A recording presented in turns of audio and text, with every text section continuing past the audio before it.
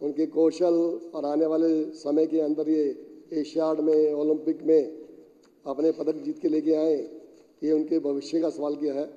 तो मेरा उम्मीद है कि इसको जल्द से जल्द इस सेंटर को बनाया जाएगा। आपने मुझे बोलने का मौका दिया, बहुत बहुत शुक्रिया, धन्यवाद। श्री नरेश यादव जी। धन्यवाद अध्यक्ष जी, जो आपने मुझे मेरे क्षेत्र की समस्या उठाने का मौका दिया। अध्यक्ष जी, मैं आपके माध्यम से माननीय डीटीसी ट्रांसपोर्ट मंत्री कैलाश गहलोत जी से रिक्वेस्ट करूंगा कि मेहरौली के अंदर एक बहुत पुराना बस टर्मिनल है और उस बस टर्मिनल की बहुत बुरी हालत है। पूरा जर्जर हो रखा है, सारी सड़कें टूटी हुई है, फुटपाथ टूटी हुई है, चारों तरफ की बाउंड्री टूटी हुई है और वहाँ पर जो बिजली के पोल लगे हुए हैं वो नहीं जलते, ना उनमें लाइट्स हैं, पीने के पानी में भी नहीं है। सवारियों को बहुत असुविधा होती है और बहुत ज़्यादा सवारी वहाँ से बसें पकड़ती है। बसों का जो रूट्स है उसमें भी काफ़ी कभी कोई आ रही है, कभी नहीं आ रही है, तो उसके हालत बहुत ज़्यादा ख़राब है। तो मैं आपके माध्यम से रिक्वेस्ट करूँगा कि इस पूरे बस टर्मिनल का नवीनीकरण कराया जाए, रीडेवलपमेंट कराया जाए और ये सारी सुविधाएं, पानी की, सड़क की, चारों तरफ की बाउंड्री की। अध्यक्ष जी, वहाँ पर रात के टाइम में जब लाइट्स नहीं होती तो चोरी चकोरी होती है, छीना झपटी होती है सवारियों के साथ, तो ये सुविधाएं सारी बस टर्मिनल मेहरौली में दी जाए। दूसरा अध्यक्ष जी, मेहरौली के अंदर जो है ऑटो स्टैंड नहीं है। भूल भुलैया और बस स्टैंड के आसपास ऑटोज़ वाले बहुत सारे ऑटो खड़े करते हैं, लेकिन आए दिन ट्रैफिक वाले, पुलिस वाले उनको हटा देते हैं। उनको रेगुलराइज करने के लिए बस स्टैंड के आसपास या भूल भुलैया के आसपास ही एक ऑफिशियल बस ऑटो स्टैंड वहाँ पर बनाया जाना चाहिए, जिससे कि ऑटो जो चालक है उनको भी वो सुविधा मिले, सवारियों को भी वो सुविधा मिले। अध्यक्ष जी, एक मेरी पुरानी डिमांड है, शायद मंत्री जी इस बात को जानते भी हैं।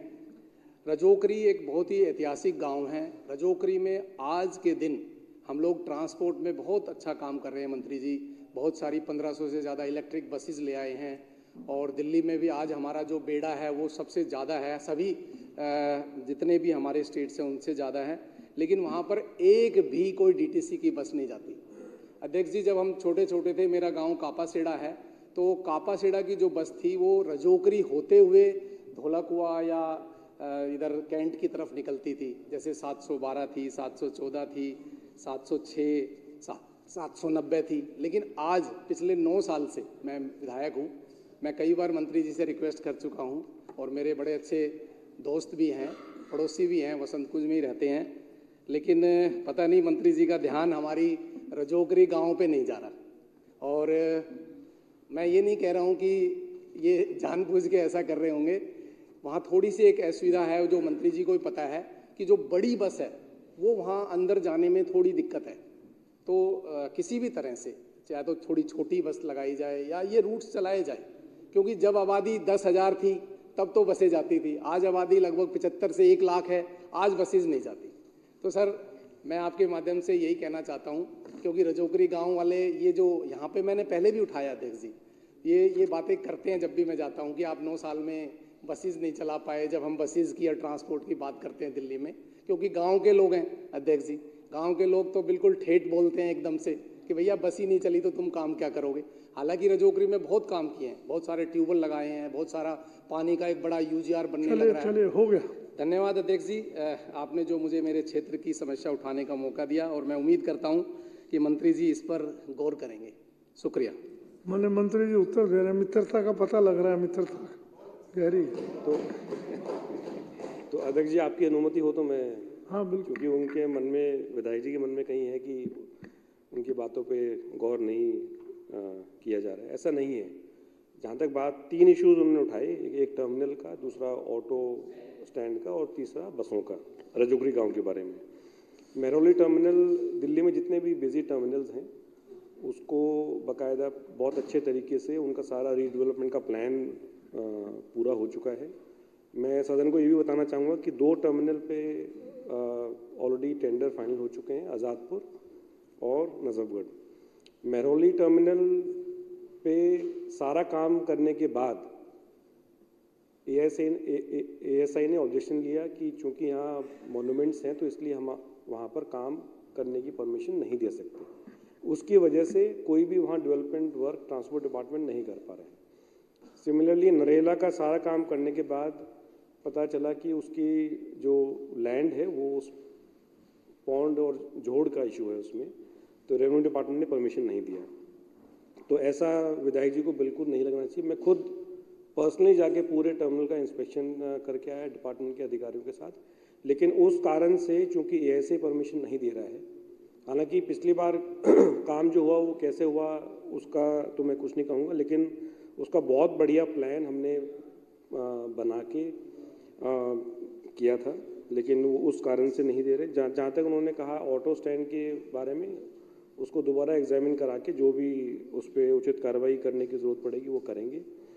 रजूकरी गांव भी हो सकता है विधायक जी को ना पता हो, लेकिन खुद किसी और अन्य प्रोग्राम में मेरा जाना हुआ तो वहाँ पर जो हमारी बड़ी बस है 12 मीटर की बस, वहाँ जाने की उसको रास्ता ही नहीं है। वो विधायक जी खुद कह रहे हैं कि भाई आबादी बहुत बढ़ गई। अब आबादी बढ़ने के साथ साथ हमारे यहाँ ये सिर्फ उस गांव की प्रॉब्लम नहीं है, अन्य कितनी जगह हैं जहाँ पर एनक्रोचमेंट होने के बाद और कंजेशन होने के बाद बड़ी बस जो है वो नहीं जा पा रही है। लेकिन मैंने इस सदन को पहले भी सूचित किया था कि मोहल्ला बस स्कीम जो है, जो माननीय सीएम अरविंद केजरीवाल जी का एक विजन है, छोटी बसें जो भी अनऑथराइज कॉलोनीज हैं या जहाँ भी हमारी बड़ी बसें नहीं जा पा रही हैं, उसके रूट्स हम लगातार उस पर काम कर रहे हैं। और मुझे पूरी उम्मीद है कि आने वाले, हो सकता है इस महीने के एंड में या आने वाले महीने में, चूँकि पहली बार ऐसा हो रहा है कि 9 मीटर की छोटी बसें दिल्ली सरकार ने ऑर्डर प्लेस किया है, तो उसको बनाने की मैन्युफैक्चरर से लेके उसका टाइप अप्रूवल लाने तक और फिर उसकी रोड वर्दीनेस सर्टिफिकेट और फिर डिपार्टमेंट की जो प्रोसेस है उसमें थोड़ा सा समय लग रहा है। मुझे उम्मीद थी कि पिछले 2-3 महीने पहले ये बसों की डिलीवरी हमारे पास आ जाती, लेकिन लगातार जो मैन्युफैक्चरर्स हैं उनसे मीटिंग हम कर रहे हैं कि पूरी उम्मीद है कि आने वाले कुछ समय में ही छोटी बसें आएंगी, मोहल्ला बस जो हैं, और उसके बाद फिर कुछ बसें राजौकरी गांव में भी दी जाएंगी। छोटी बस नहीं, अब नहीं, सप्लीमेंट्री इसमें नहीं होता, इसमें सप्लीमेंट्री नहीं होता। सिर्फ मंत्री जी का धन्यवाद करना चाहता हूँ, थैंक यू वेरी मच। कभी मंत्री जी को बुला के चाय बाय पिलाओ, रजौकरी में गए थे तो आपको पता ही नहीं लगा।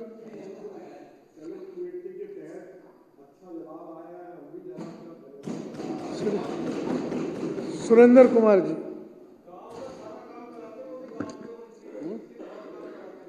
ये रिक्वेस्ट है।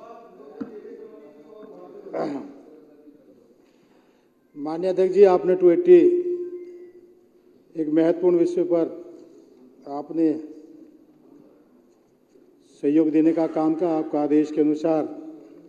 माननीय अध्यक्ष जी, मेरी एक विधानसभा में एक हर्ष विहार वार्ड है, जिस वार्ड में केवल 650 गज में एक स्कूल चलता है और स्कूल की उसकी भी दशा ग्रस्त हो चुकी है। तो आपसे मैं कहना चाहता हूँ, इस स्कूल में करीब 3600 बच्चे हैं, 16 कमरे हैं इसमें। अब 16 कमरे में 3600 बच्चे कहाँ पढ़ पाते हैं?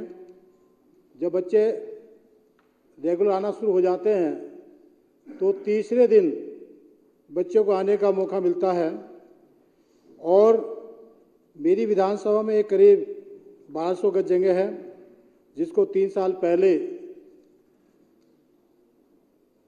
शिक्षा निदेशालय को ट्रांसफ़र कर दिया गया था और इस पर स्कीम भी बनाई गई थी, लेकिन अब तक नहीं तो वो स्कूल बना है और न ही स्कूल की दोबारा बनाने की योजना थी कि इसको 4 मंजिल बनाकर स्कूल को दोबारा नया नवीकरण किया जाए। तो क्योंकि दिल्ली का शिक्षा मॉडल प्रदेश में नहीं, देश में पूरी दुनिया में शिक्षा मॉडल का डंका बजता है, उसके लिए दिल्ली सरकार का धन्यवाद। आदरणीय अपने मनीष सिसोदिया जो आदरणीय सीएम साहब का धन्यवाद देता हूं। थोड़ी सी नज़र मेरी विधानसभा पर डाली जाए तो निश्चित तौर से मेरे यहाँ एक दिक्कत है कि कुछ यूपी के बच्चे भी बॉर्डर लगा हुआ है, लोग वहाँ पर आधार कार्ड बनवा लेते हैं, आधार कार्ड बनाने के आधार पे वो वहाँ पर एडमिशन भी ले लेते हैं, क्योंकि 30% बच्चे कम से कम यूपी के बच्चे, उत्तर प्रदेश के बच्चे दिल्ली के शिक्षा मॉडल को देखकर वो दिल्ली में पढ़ने आते हैं। बॉर्डर होने के नाते। तो माननीय अध्यक्ष जी, मैं आपसे निवेदन प्रार्थना करना चाहता हूं और शिक्षा मंत्री को भी आप एक आदेश करेंगे कि ये जो दयनीय स्थिति है और इस वार्ड की संख्या करीब 1 लाख है और 1 लाख में केवल एक स्कूल है केवल, जो भी 700-800 गज का बना हुआ है, उसमें 16 कमरे हैं। तो उस दयनीय स्थिति को देखते हुए सरकार आदेश करें, आप आदेश करें कि वहाँ पर जो नया जिस स्कूल को बिल्डिंग तोड़कर दोबारा बनना था और एक नया स्कूल बनना था उसको बनाने की कृपा करें। धन्यवाद। आपने बोलने का आदेश करा, उसके लिए मैं शुक्रिया अदा करता हूँ। अखिलेशपति त्रिपाठी जी, विशेष रवि जी। धन्यवाद अध्यक्ष जी। अध्यक्ष जी, 2 दिन बाद 24 फरवरी को संत गुरु रविदास जी की जयंती है और आज जो है जो मैं बोलने के लिए उठा हूँ वो उनकी जयंती पे बधाई देने के सदन को और साथ साथ जो दिल्ली में तुगलकाबाद स्थित उनका मंदिर था, उस मंदिर को जो तोड़ा गया था उसका भी मुद्दा मैं उठाने के लिए खड़ा हूँ। अध्यक्ष जी, संत गुरु रविदास जी वो 15वीं शताब्दी के अंदर जो हैं महान संत कवि रहे और कबीरदास जी के साथ उनकी साथ संगत थी। मीराबाई जी उनकी शिष्य थी और उनका यही कहना था कि जात पात का उन्होंने घोर खंडन किया और सबको समाज को जो है आत्मज्ञान के लिए शिक्षा दी। एक उनका दोहा है, मैं पढ़ के जो है अपनी बात आगे बढ़ाऊंगा। उन्होंने कहा कि ऊंच नीच के भेद की जन्म नहीं पहचान, ऊंच उसी को मानिए कर्म जिसके महान। तो ऐसे सुंदर जो है उनकी शिक्षा थी। सबसे पहले मैं यहाँ सदन को जो है जो 2 दिन बाद उनकी जयंती है 697 जो जयंती है उसकी बधाई देता हूँ, शुभकामनाएं देता हूँ और साथ साथ अपनी पीड़ा जो है समाज की पीड़ा भी यहाँ सदन में रखना चाहूँगा। 10 अगस्त 2019 को तुगलकाबाद स्थित में गुरु रविदास जी का मंदिर को डीडीए ने तोड़ा। रातों रात वहाँ फोर्स पहुँच गई और सुबह सुबह तड़के जो है इतनी पुलिस फोर्स वहाँ जमा थी कि जिसकी कल्पना भी नहीं हम कर सकते और सिर्फ कुछ घंटों के अंदर उस पूरे मंदिर को तोड़ दिया गया। इस सदन के अंदर भी ये बात आई थी, पूरा समाज उस घटना के बाद इकट्ठा हुआ था। दिल्ली के अंदर एक बहुत प्रचंड प्रदर्शन हुआ था और उस प्रदर्शन के बाद केंद्र सरकार ने ये कहा सुप्रीम कोर्ट के अंदर कि हमसे गलती हुई और हम इस मंदिर को जो है पुनर्स्थापित करके देंगे। उसके बाद एक कमेटी बनाई गई, कमेटियों की मीटिंग चलती रही और आज 2019 से अब जो है हम 2024 में खड़े हैं। 5 वर्ष निकल गए हैं, 5 वर्ष निकल गए हैं, लेकिन केंद्र सरकार ने अपना वादा पूरा नहीं किया। जब अभी हाल ही में जब अयोध्या के अंदर भगवान श्री राम जी का मंदिर की प्राण प्रतिष्ठा हुई तो समाज जो है बहुत खुश था, बहुत उत्साहित था। हम सब ने, पूरे समाज ने जो है बढ़ चढ़कर जो है उस कार्यक्रम में जो शिरकत करी। अपना सब लोगों ने अपनी अपनी जगह पे जो है कार्यक्रम करे और हमें उम्मीद थी कि शायद अयोध्या के बाद जो है वो हमारे गुरुजी का भी जो है मंदिर का नंबर आएगा। शायद केंद्र सरकार का ध्यान जो है हमारे गुरु रविदास जी के मंदिर की तरफ जाएगा, लेकिन बड़े ही निराशा के साथ मुझे कहना पड़ रहा है कि उसके बाद भी जो है कुछ नहीं हुआ है और अभी तक भी जो है कुछ नहीं हुआ है। मैं यहाँ सदन के माध्यम से केंद्र सरकार को ये कहना चाहता हूँ कि वो ऐसा ना समझे कि समाज कमज़ोर है या समाज भूल गया है कि उन्होंने क्या किया है समाज के गुरु के साथ। और ये भी मैं कहना चाहता हूँ कि समाज इतना कमज़ोर नहीं है कि वो जो है अपने गुरु का जो है अपने गुरु जी का जो है मंदिर दोबारा नहीं बना पाएगा। हमारे समाज के बड़े बुजुर्ग जो है इस मंदिर को बनाने के लिए लगे हुए हैं और मुझे विश्वास है कि समाज जो है वो फिर से जो है बहुत जल्दी इकट्ठा होके अपने हमारे गुरु श्री रविदास जी के मंदिर को जो है पुनर्स्थापित करके रहेगा। बहुत बहुत शुक्रिया, आपने मुझे इस मौके बोलने का अवसर दिया। धन्यवाद। धन्यवाद। श्री मदन लाल जी। इस पर एक थोड़ी बात रखना चाहता हूँ। मैं सदन के माध्यम से आप से निवेदन करना चाहता हूँ कि रविदास को मानने वाले देश में कम से कम 25 करोड़ लोग हैं। उसके साथ साथ और पूरे देश में सब लोग उनकी वाणी को पसंद करते हैं। मैं यही निवेदन करना चाहता हूं कि जब रविदास जयंती हो तो एक छुट्टी रविदास जयंती के नाम से भी दी जाए, क्योंकि मुझे लगता है कि सभी समाज के संतों के करीबन सभी की छुट्टी होती है। तो एक रविदास जयंती के नाम से एक छुट्टी का प्रावधान आप रखा जाए। सदन के माध्यम से मैं अपनी बात रखना चाहता हूँ। धन्यवाद। श्रीमान मदन लाल जी।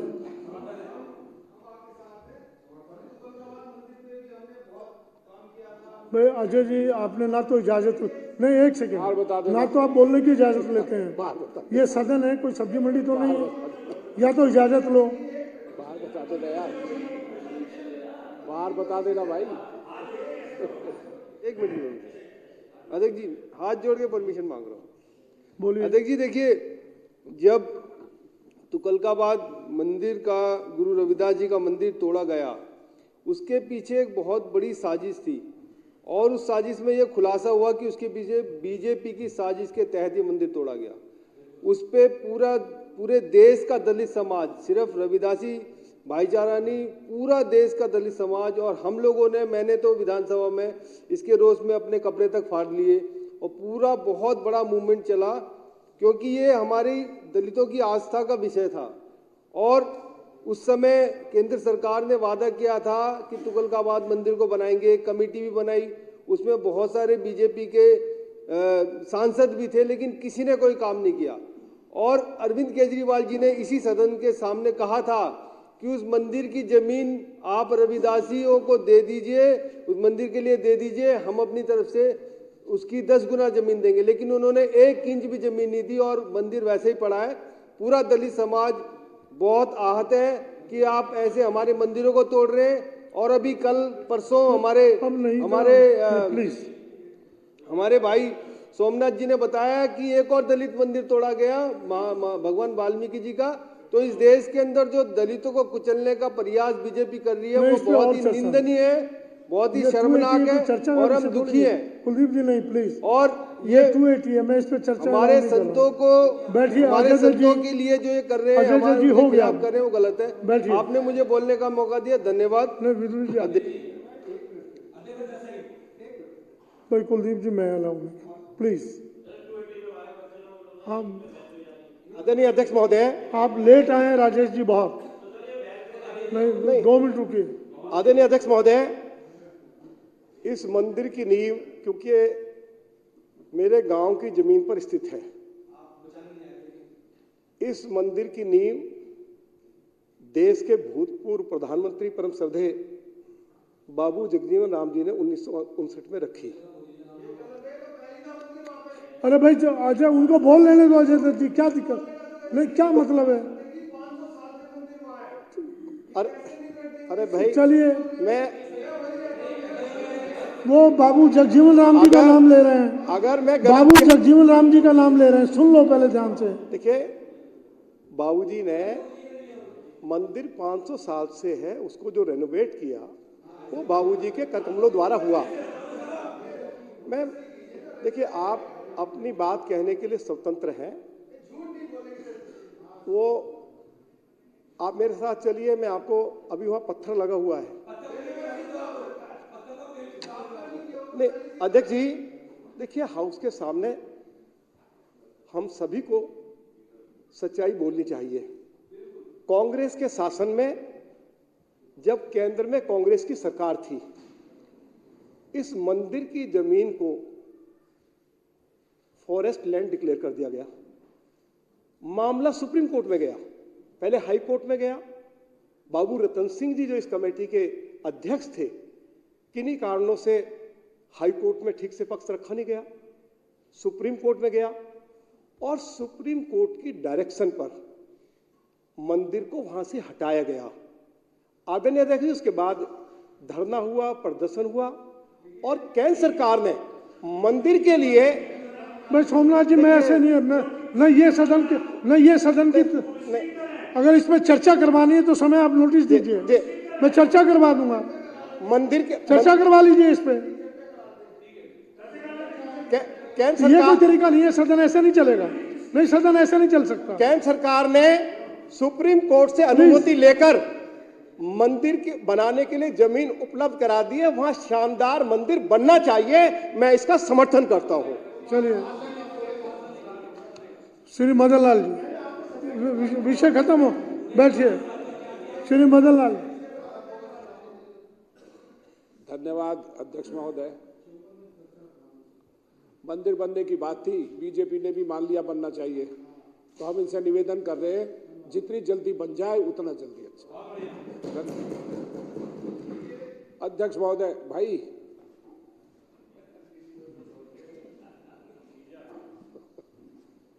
चलिए, आप चलिए मदन लाल जी, चलिए। अध्यक्ष महोदय, सर बीआरटी कॉरिडोर, जब हम आश्रम से मेहरौली बदरपुर रोड की ओर जाते हैं तो राइट साइड में पहले पुलिस स्टेशन है, उसके बाद एंड्रूसगंज, सादिक नगर, सावन नगर और इंडियन स्कूल है। ये बहुत चौड़ा रोड है।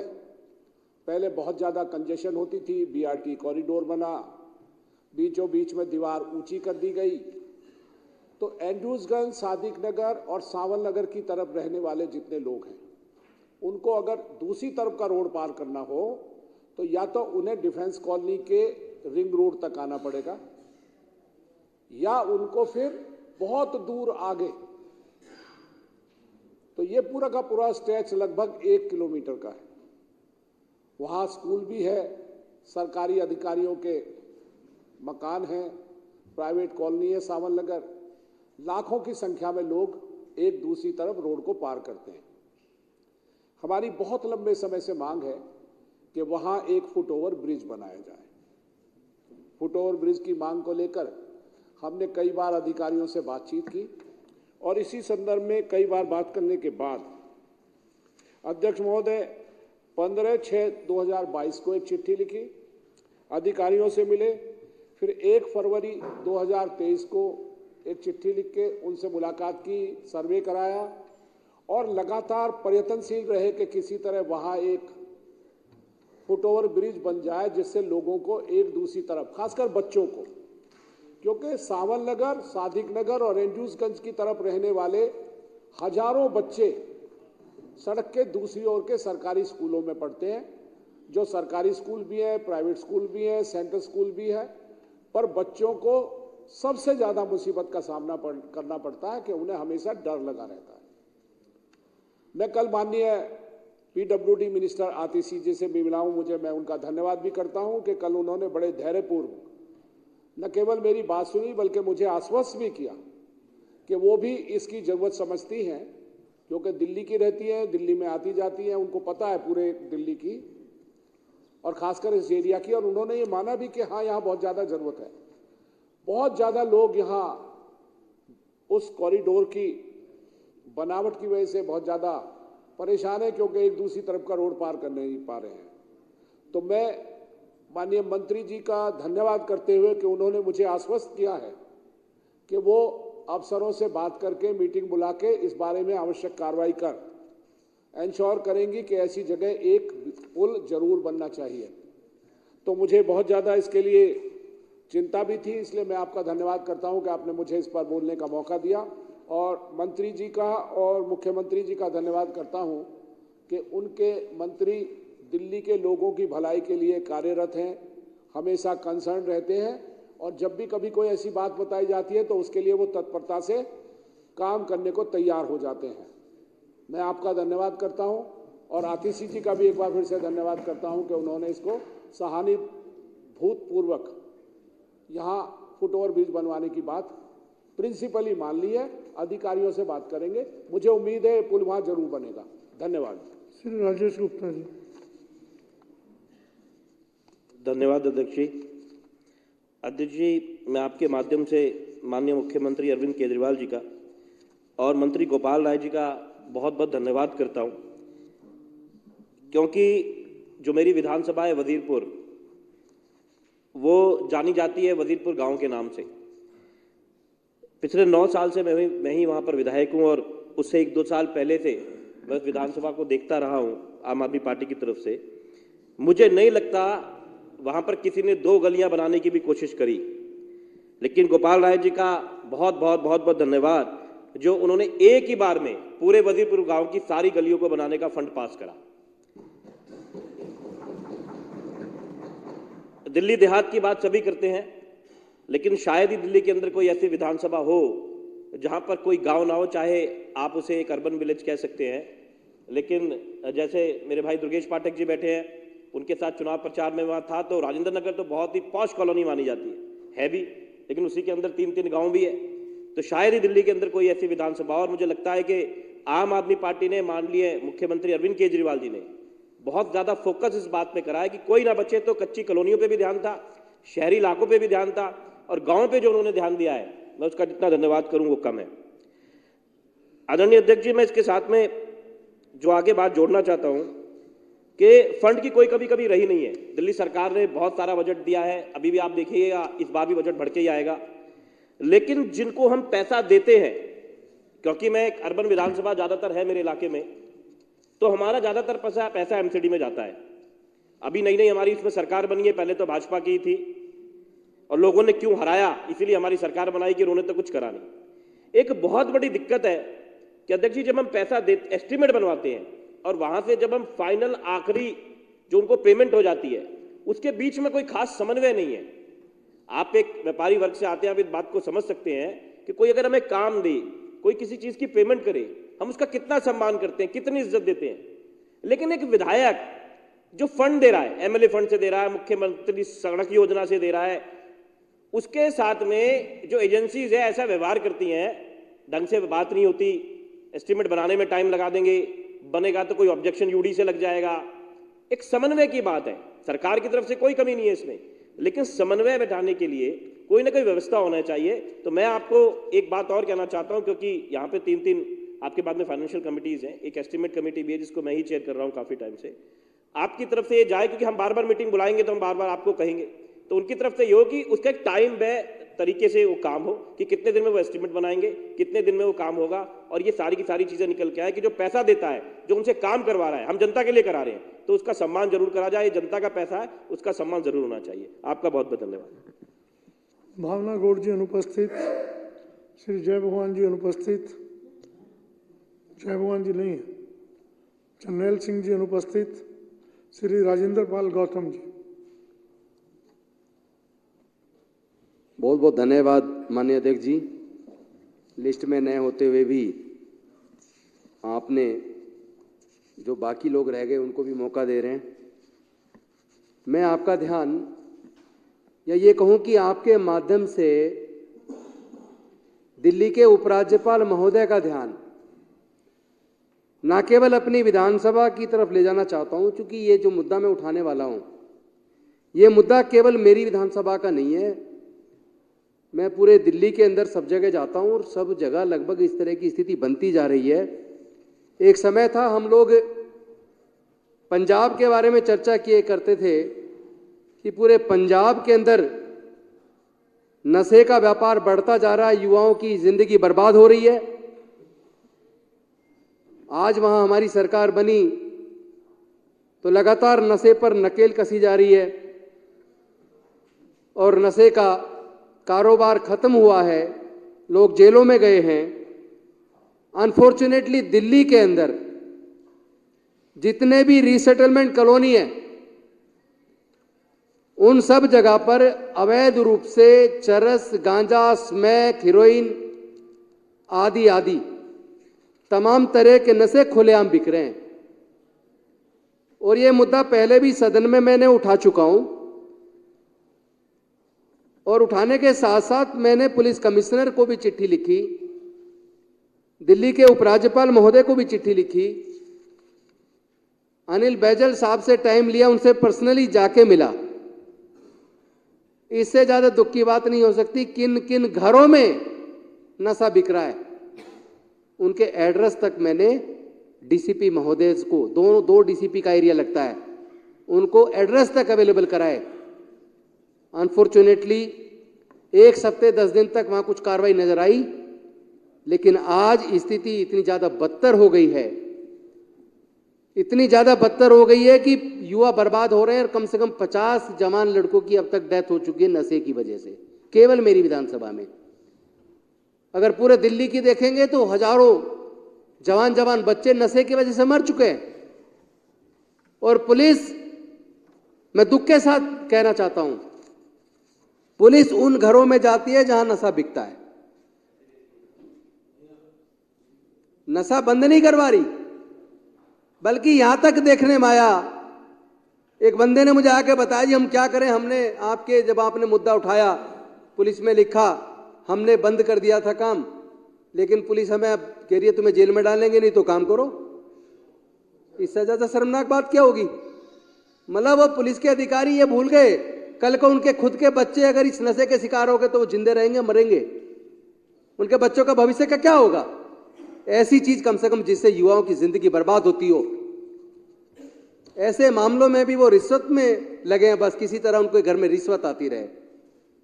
माननीय अध्यक्ष जी, जैसे जैसे आदमी की उम्र बढ़ती है उसकी खुराक कम होने लगती है, और एक समय आता है, राजेंद्र जी बस कर रहा हूं मैं जल्दी, और एक समय आता है जब डॉक्टर कहता है तुम मीठा बंद कर दो, देसी घी खाना बंद कर दो, तला भुना बंद कर दो, डबल टोन दूध पियो। मुझे कोई आज तक दुनिया में ऐसा आदमी नहीं मिला जो पैसे जोड़ के गठरी बांध के मरते वक्त साथ लेके गया हो। लेकिन ये लोग, आप ये बताइए, एक तरफ वो कहते हैं कि सरकार का मतलब तो उपराज्यपाल है, सारा सर्विस डिपार्टमेंट उनको दे दिया। अब मैं उपराज्यपाल महोदय से पूछना चाहता हूं, आप दिल्ली के जगह जगह जाके घूम रहे हो, कभी मेरी विधानसभा भी आई है? मैं खुद आपको चल के घुमवाऊंगा, आपको मैं लंच भी करवाऊंगा, आपका अपनी विधानसभा में घुसते ही बहुत बढ़िया स्वागत भी करवाऊंगा।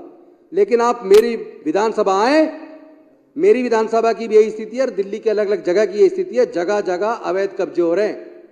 और माननीय अध्यक्ष जी, आपकी और मेरी विधानसभा के बीच में जो डिवाइडर रोड है डियर पार्क के पास, उस रोड को देखो और आसपास के सारे रोडों को देखो, सारे रोडों पर लगातार फोकस बना दिए गए, परमानेंट स्ट्रक्चर बना दिए गए। मैं कहना चाहता हूं कि या तो अगर आप उन्हें हटा नहीं सकते, जो फुटपाथ पर वो गिर लिए, ये पुलिस उसको हटाने में इंटरेस्ट नहीं लेती, उपराज्यपाल हटाने में इंटरेस्ट नहीं लेते। राजेंद्र जी, इसमें एनक्रोचमेंट का कोई विषय नहीं है। मैं दिखाता हूं आपको, आप मेरा पढ़ लीजिए। आपने पढ़ा नहीं है, मैं पढ़ कवर करिए। बस 1 मिनट के अंदर खत्म करूं अगर आप ना ठीक है, चलिए। तो माननीय अध्यक्ष जी, मैं ये कहना चाहता हूं, अगर वो हर फुटपाथ को कब्जा करवाते जा रहे हैं, जितने पार्क है, डीडीए का पार्क हो, चाहे एमसीडी का पार्क हो, चाहे डूसिब का पार्क हो, सारे पार्क पे लगातार कब्जे हो रहे हैं। और ऐसे राजनीति, चूंकि हम तो राजनीति करने नहीं, राजनीति बदलने आए थे। मेरी विधानसभा में एक स्कूल थे, सरकारी स्कूल की जमीन थी, 3 एकड़, प्लॉट कट के 2.5 मंजिल मकान बन गए। लेकिन मैंने खुद खड़े होके, जो 15 साल के विधायक नहीं कर पाए, कोई नहीं हटा पाया, मुझे धमकी भी मिली होगी, रिश्वत भी ऑफर हुई होगी, मैंने खड़े होकर वो पूरे मकान सारे अवैध जो सारा कब्जा तुड़वाया, खुद खड़े होके। और आज वहां पे डॉक्टर अंबेडकर स्पेशलाइज्ड स्कूल बनकर तैयार है, उसका उद्घाटन होने वाला है। तो माननीय अध्यक्ष जी, मैं आपके माध्यम से एलजी साहब से निवेदन करता हूं, एक दिन दीजिए, मेरी विधानसभा में आइए, इस नशे को पूरी तरह दिल्ली में बंद करवाइए, और जितने अवैध कब्जे हो रहे हैं या तो उनको तय बाजारी दे दो, कम से कम एमसीडी को इनकम शुरू हो जाए, और ऐसा नहीं कर सकता तो कम से कम ये अवैध कब्जे मत करवाइए। और दिल्ली की सरकार का हो चाहे डीडीए का हो, कोई भी सरकारी जो भी जमीनें खाली पड़ी हैं उनको कब्जे से मुक्त करवाइए। ये कब्जा करते करते धीरे धीरे स्थिति बिगड़ती जा रही है, और इसका खामियाजा जो आम लोग रहते हैं उन नागरिकों को भुगतना पड़ता है। आपने मुझे बोलने का मौका दिया, बहुत बहुत धन्यवाद, शुक्रिया। श्री कुलदीप कुमार जी।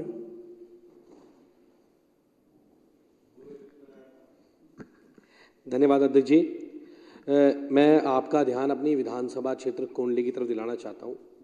अभी जैसा बताया कि माननीय उपराज्यपाल महोदय जी पूरी दिल्ली में जो दिल्ली सरकार के काम हैं, चाहे वो जल बोर्ड हो, चाहे वो फ्लड के नाले हों, वहाँ पर घूमते हैं। लेकिन जो विभाग सीधे तौर पर उनके अंतर्गत आता है, वो विभाग जो डीडीए है, मेरी विधानसभा क्षेत्र में जब आप जाएंगे तो केरला स्कूल तक मेरा फेज 3 में जो रोड है वो प्रियोडी के पास है, और वो बहुत शानदार तरीके से बना हुआ रोड है। उसके आगे जो रोड है वो पूरा खोड़ा जो उत्तर प्रदेश है उसका और गाजीपुर पेपर मार्केट का बॉर्डर है बीच में, और वो रोड अध्यक्ष जी पिछले 6 वर्षों से वो रोड लगातार बन रहा है। ऐसा कौन सा वो रोड हो गया कि 6 वर्षों में वो रोड नहीं बन पाया, और उसकी हालत आज इतनी बद से बदतर हो चुकी है अध्यक्ष जी कि मैं बता नहीं सकता। और उसी के साथ साथ मेरा रेड फोक्स होटल से लेकर Ghazipur paper market main road तक एक रोड जाता है, उस रोड की हालत, वो रोड भी डीडीए के पास है, उसकी भी हालत बहुत खराब हो गई है। वसुंधरा इंक्लेव में एक और रोड है जो अग्रसेन कॉलेज से लेकर हमारा स्कूल तक आता है, उसकी हालत बहुत खराब हो गई। तो जितने हमारी विधानसभा क्षेत्र में डीडीए के अंतर्गत रोड हैं अध्यक्ष जी, हम बहुत परेशान हैं।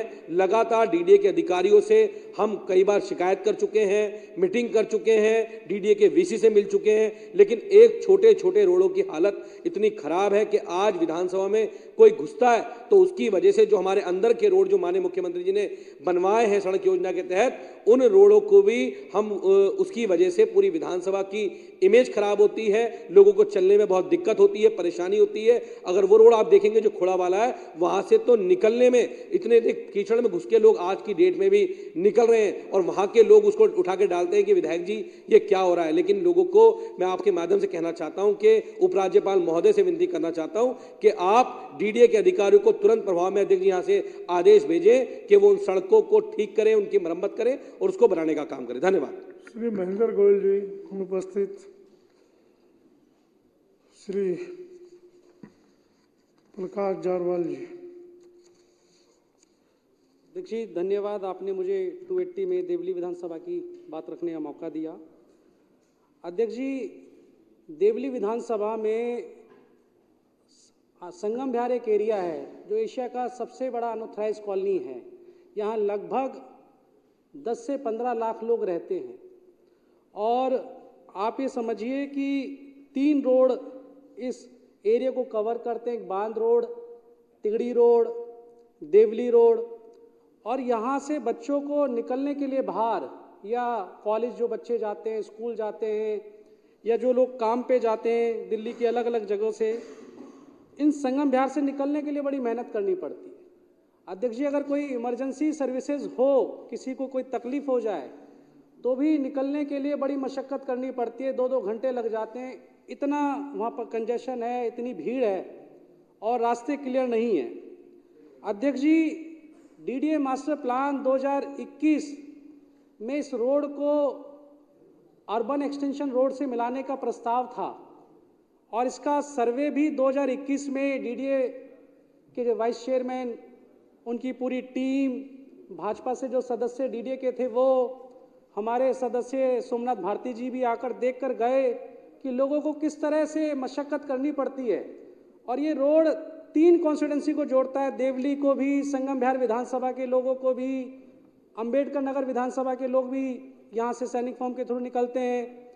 तो अध्यक्ष जी, ये जब वो सर्वे करने आए तो यहाँ पर कोई ऐसी दिक्कत नहीं है।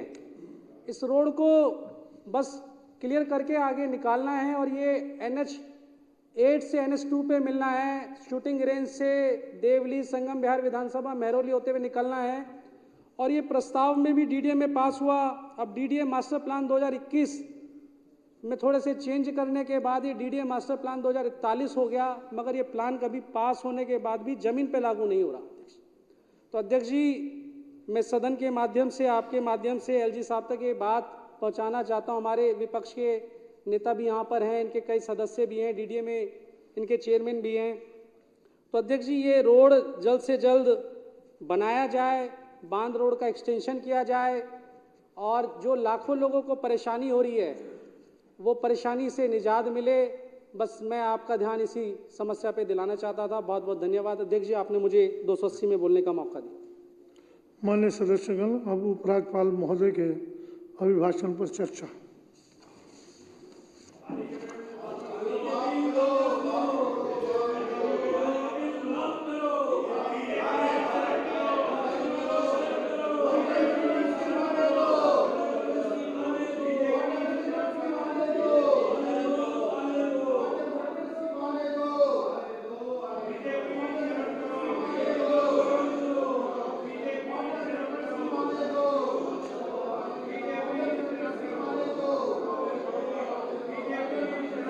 माननीय सदस्यगण, मैं प्रार्थना कर रहा हूं, अपने स्थान पर बैठें। माननीय सदस्यगण,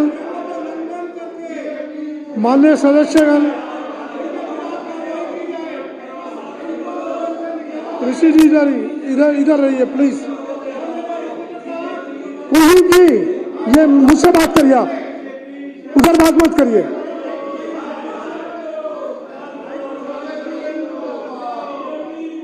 मैं माननीय सदस्यगणों से प्रार्थना कर रहा हूं, कृपया अपनी कुर्सियों पर बैठें। इधर रहिए, इधर प्लीज। मैं माननीय सदस्यों से प्रार्थना कर रहा हूं, कृपया अपने अपने स्थान पर बैठें।